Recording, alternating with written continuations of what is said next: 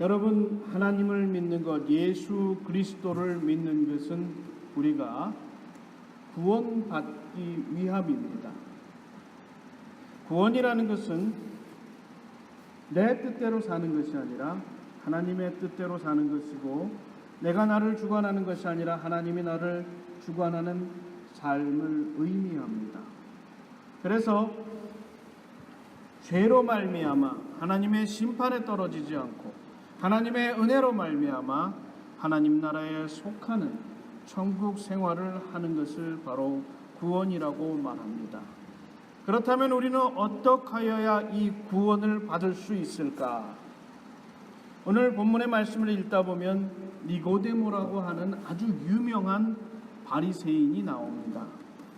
그는 바리새인이었고 유대인들의 지도자였습니다.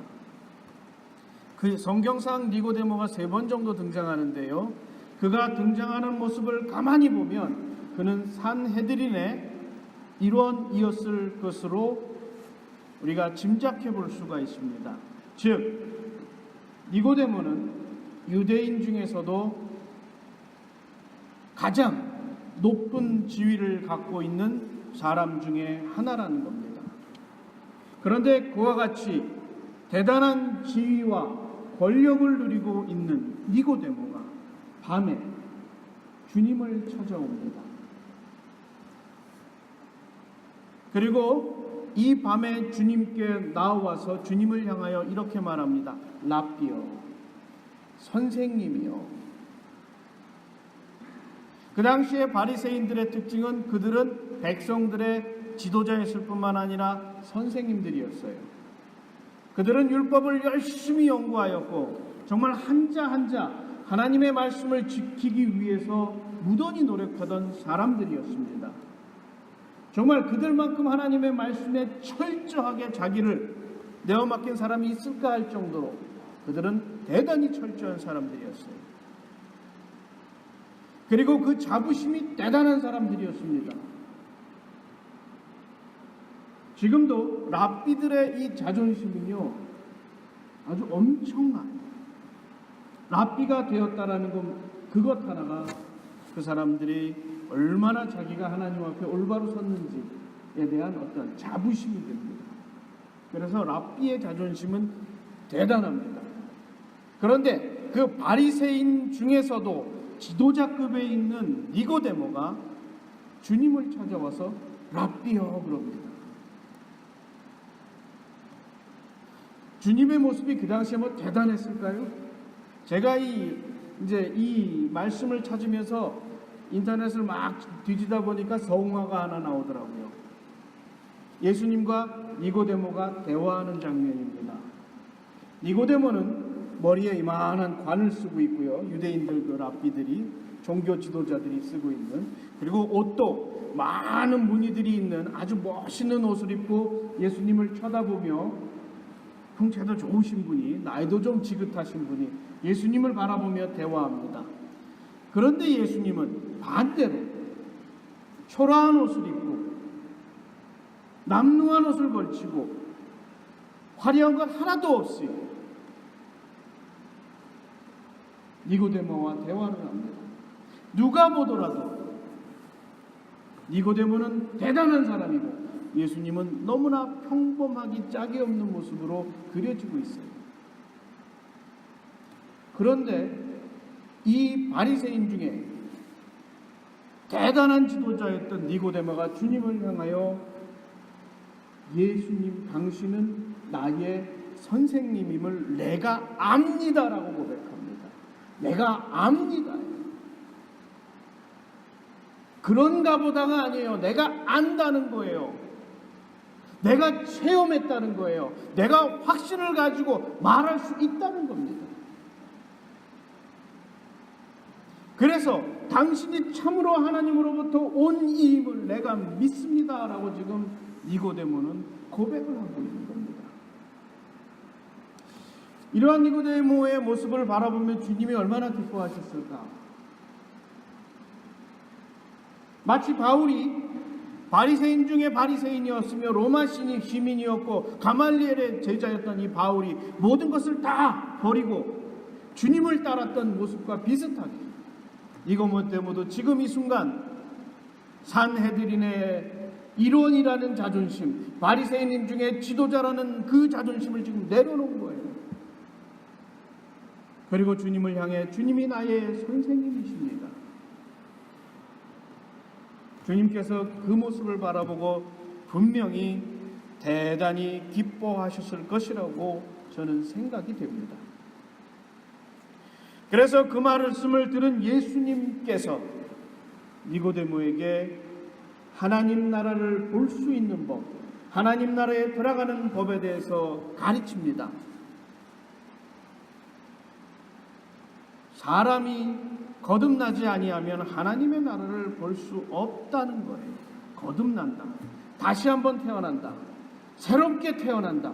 한국말의 이 거듭나다라는 표현이 참 재밌어요. 미국에선 born-again 그러는데 이 거듭나다라는 표현을 잘 표현 못 해내는 것 같아요. 다시 난다라기보단 거듭, 뭔가 새롭게 되어진다라는 의미가 한국말엔 더 강하잖아요. 사실 성경에서 이야기하고자 하는 바가 바로 이 새롭게 되어진다라는 겁니다. 무엇으로요? 물과 성령으로. 예수님께서 거듭나면 네가 하나님의 나라를 볼 것이다라고 했을 때 니고데모는 헷갈리기 시작하는 거예요. 그러니까 아노텐이란 말이 다시 한 번이란 뜻이거든요. 그러니까 아니 다시 한 번 내가 태어난다고? 어떻게 태어나지? 내 나이가 이미 한참 늙었는데 내가 어떻게 다시 태어날 수 있는가? 엄마 뱃속에 또 들어갔다 나와야 되는가? 이건 좀 말이 안 된다. 이렇게 생각을 하는 겁니다. 그러자 예수님께서 다시 이야기합니다. 그냥 태에서 다시 태어나는 것이 아니라 물과 성령으로 새롭게 태어나면 된다라는 거예요. 그렇게 되면 하나님 나라를 볼 뿐만 아니라 하나님 나라에 속한 자가 되어질 것이다라고 지금 주님께서는 니고데모에게 가르쳐주고 있는 겁니다. 우리가 처음 태어났을 땐 육신적으로 태어났어요. 어머니 태에서 10개월을 있다 태어났습니다. 그것만으로 충분하지 않다는 거예요. 물과 성령으로 완전히 내가 새로워지고 하나님 나라에 속할 만한 존재가 되어진다면 그것으로서 하나님의 구원이 온전하게 이루어질 수 있다는 겁니다. 그래서 물과 성령으로 변화받은 모습, 완전히 새롭게 되어진 모습이 되어질 때에 하나님께서 말하시는 구원받은 백성이 되어질 수 있다라고 주님께서 지금 가르쳐주고 있는 것입니다. 특별히 우리는 이 아노텐이라는 단어 하나에 다시 한번 우리가 집중을 하게 됩니다. 아노텐이라는 말은 아까도 말씀드렸듯이 다시 한번이라는 뜻이 있습니다. 그런데 또 다른 의미로 위로부터, 위에서부터라는 뜻이 있어요. 제가 클라우먼트 다닐 때 거기 교수님이 그러더라고요. born-again이란 말은 제대로 잘 번역한 것 같지 않다라는 거예요. 자기는 아무리 생각해도 그 본문을 아무리 읽어봐도 born-again이 아니라 born from above, 위로부터 태어났다. 그 위는 누구냐? 하늘로부터 내려온 진이가 누굽니까? 예수 그리스도예요. 세례요한은 말합니다. 위로부터 오신 이가 만물 위에 계시다. 그분이 누구예요? 예수 그리스도라는 거예요. 요한복음 어디에 초점을 맞춥니까? 예수 그리스도에 초점을 맞춰요. 주님이 누구이신지, 주님이 무엇을 하는지, 주님을 통해 무엇을 이루려고 하는지 하나님께서 그것에 초점을 맞춥니다. born again이 아니라 born from above라고 말하는 것이 이 본문에 더 적절한 것이 아니겠느냐라고 말했을 때에 저는 그 해석이 더욱더 타당하다고 봅니다. 새롭게 태어난다, 다시 한번 태어난다는 말이 영과 성령과 우리가 물로서 태어난다는 말도 되지만 진정으로 우리가 새롭게 태어나는 그 근본은 어디이냐? 예수 그리스도라는 거예요.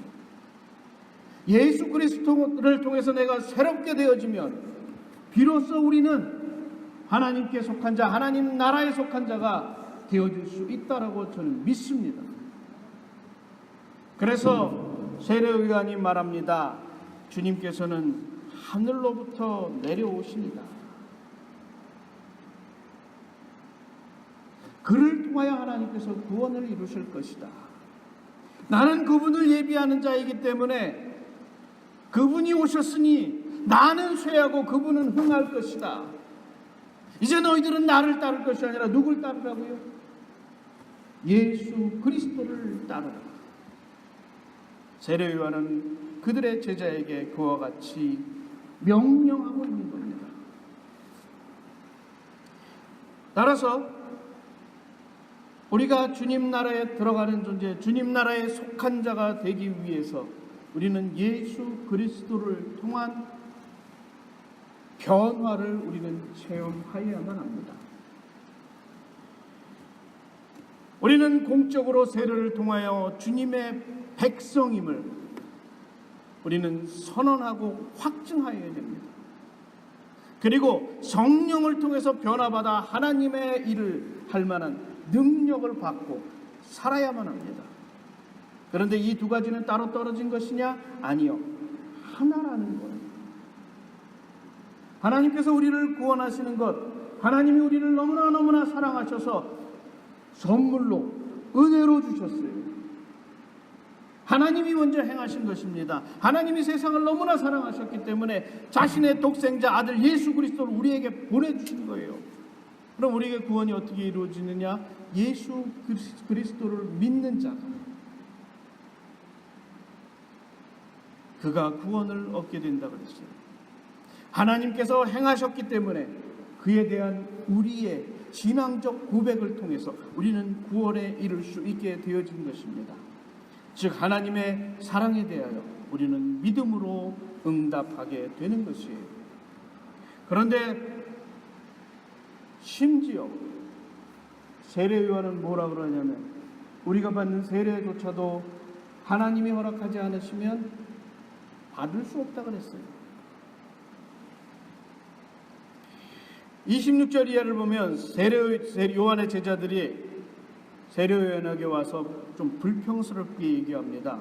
성령에 충만한 자가 저기서 세례하는데 우리 쪽 사람들이 다 글로 몰려갑니다. 선생님 이래도 되는 겁니까? 뭐 이런 식으로 조금 불평을 했겠죠. 실제적으로 요한 공동체, 요한교회와 이 세례요한 공동체가 좀 갈등이 있었다고 보는 신학자들이 많아요.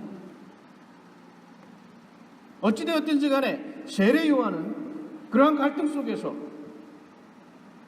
나는 어떻게 돼요? 예비하는 자고 진짜는 저긴데 왜 나한테 오느냐는 거예요.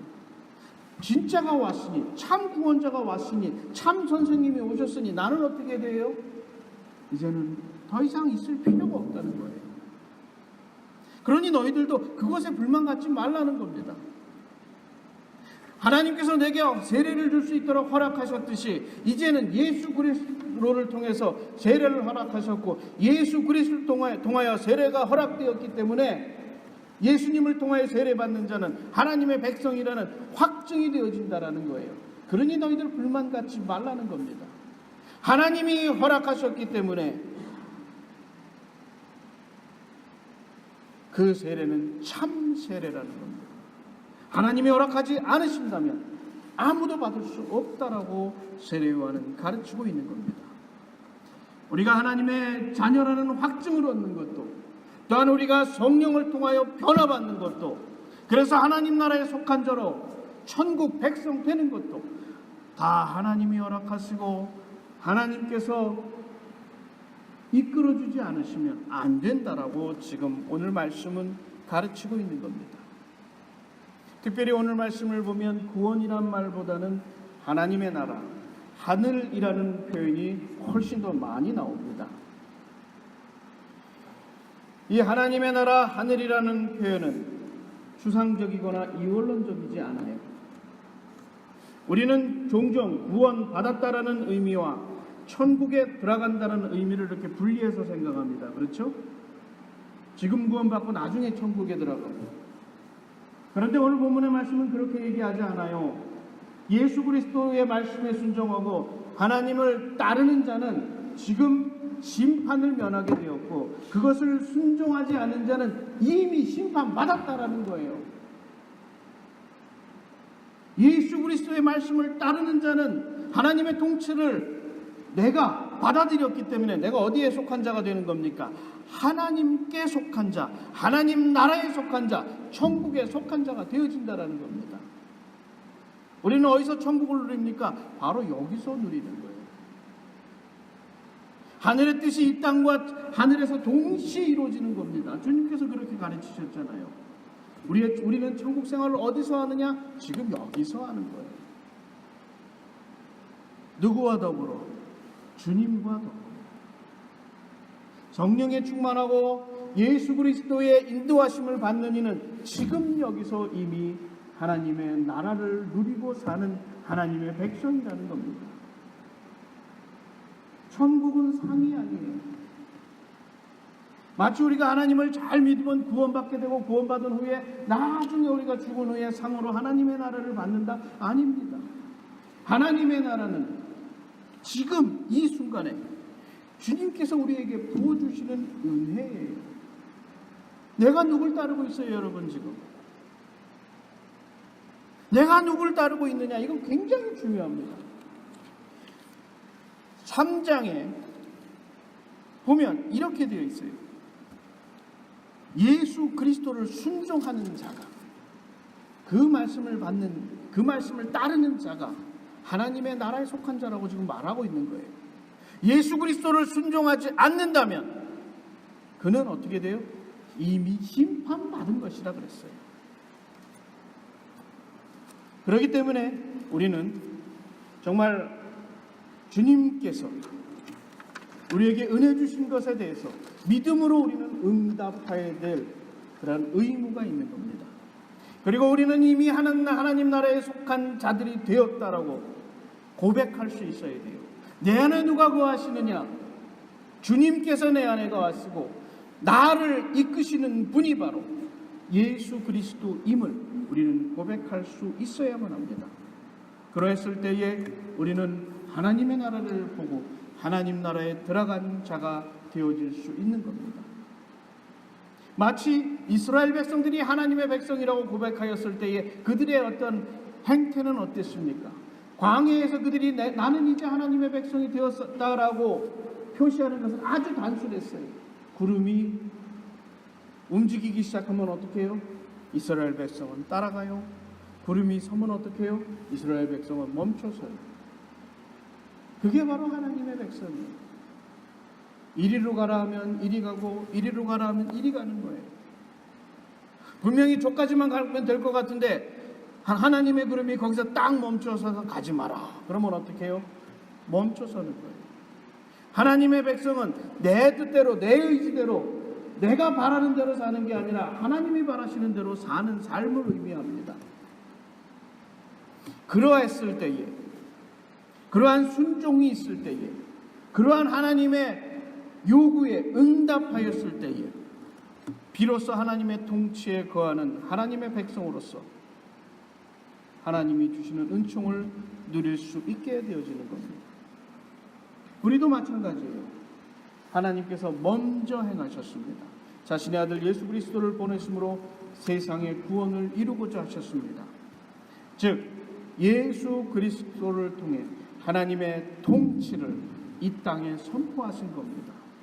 세상의 통치와는 달리 사랑과 겸손함과 용서하심을 통해 세상을 통치하시길 주님께서 원하셨습니다. 그것이 바로 하나님이 원하시는 천국의 모습이라는 거예요. 그러기에 이제 우리는 빛 가운데 거할 것인가 어둠 가운데 거할 것인가를 결단하여야만 합니다. 빛은 우리의 있는 모습 그대로를 보여줍니다. 어둠 속에 헤매일 때는 우리가 어떤 모습인지 몰라요. 이것저것 묻고 심지어 상처나도 어디가 상처났는지 잘 모릅니다. 그저 아프고 괴로울 뿐이에요. 제대로 치료도 할 수 없어요. 얼마만큼 상처났는지도 모릅니다. 그럼에도 불구하고 자신의 추하고 더럽혀진 모습이 드러날까 두려워 우리는 빛으로 나가기를 두려워합니다. 그런데 하나님께서 그것을 무엇이라고 말하였느냐? 불순종이라고 말하였어요. 더욱이 주님께서 오시기 전에는 세상은 어둠이었다라고 성경은 말합니다. 주님은 우리 가운데 빛으로 오셨고 빛을 우리 가운데 비추심으로 우리가 이제는 내 모습이 어떠한지 정확히 볼 수 있고 내 모습이 어떠한 모습인지 정확히 깨달을 수 있는 은혜를 입었다라는 겁니다. 우리가 진정으로 깨끗함을 받기 원한다면 빛으로 나와야 되고 그 빛 가운데 우리가 거함으로 주님께서 우리의 치유자 되시고 회복자 되시기 때문에 주님을 통하여 우리는 새롭게 치유받고 회복되어질 수 있다는 거예요. 그래서 우리에게 중요한 것은 내 모습 그대로 상처 입고 더럽혀진 모습 그대로 주님 앞에 나와 내 모습을 그대로 주님께 드리는 우리의 모습이 있어야 된다는 겁니다. 그것을 우리는 회개라고 해요. 돌이키는 것, 이전의 삶을 돌이키는 것, 어둠으로 향하는 나의 발걸음을 돌이키는 것, 그러한 돌이킴이 있을 때에 우리가 빛 가운데 거하게 되고 주님께서 우리를 치유하여 주시고 회복시켜 주시고 하나님 나라에 속한 자로서 하나님의 통치를 받는 하나님의 백성이 되어질 수 있는 겁니다. 그거는 예수 그리스도의 은혜와 사랑으로 우리에게 주어진 하나님의 선물입니다. 이제 우리는 주님을 나의 구원자로 고백하고 주님을 따르는 것을 나의 삶의 모습으로 결단하여야만 합니다. 그것은 우리에게 회개를 요구하는 것입니다. 지금까지의 삶과는 다른 삶, 지금까지의 삶과는 전혀 다른 삶을 우리에게 요구하고 있습니다. 지금까지는 내 뜻대로 내 자존심 걸고 내 욕심대로 살았다면 그것을 이제는 내려놓아야 할 때라고 주님께서 우리에게 명령하고 있습니다. 그것이 결코 쉬운 삶은 아닙니다. 그럼에도 불구하고 그렇게 살려고 노력하고 주님께 그렇게 살 수 있도록 힘을 달라고 기도할 때에 주님께서는 우리를 빛 가운데 걷게 하시고 우리를 하나님의 은혜 가운데 살게 하십니다. 가시가 감리교회 성도 여러분, 여러분은 이제 빛 가운데로 나오셨습니다. 주님 앞에 나왔을 때 여러분 마음이 불편할 수도 있어요. 내가 이런데, 내 모습이 이런데. 그러나 주님께서는 여러분을 치유하여 주시고 회복시켜 주심을 믿으시기 바랍니다. 여러분 온전히 새로운 자로 이제 하나님의 능력을 받고 나아가 세상에 빛을 전하는 자가 되어질 수 있음을 믿으시기 바랍니다. 하나님께서 도우시고 여러분을 인도하실 것입니다. 기도하시겠습니다. 하나님 아버지 감사합니다. 주님의 은혜로 살게 하시고 주님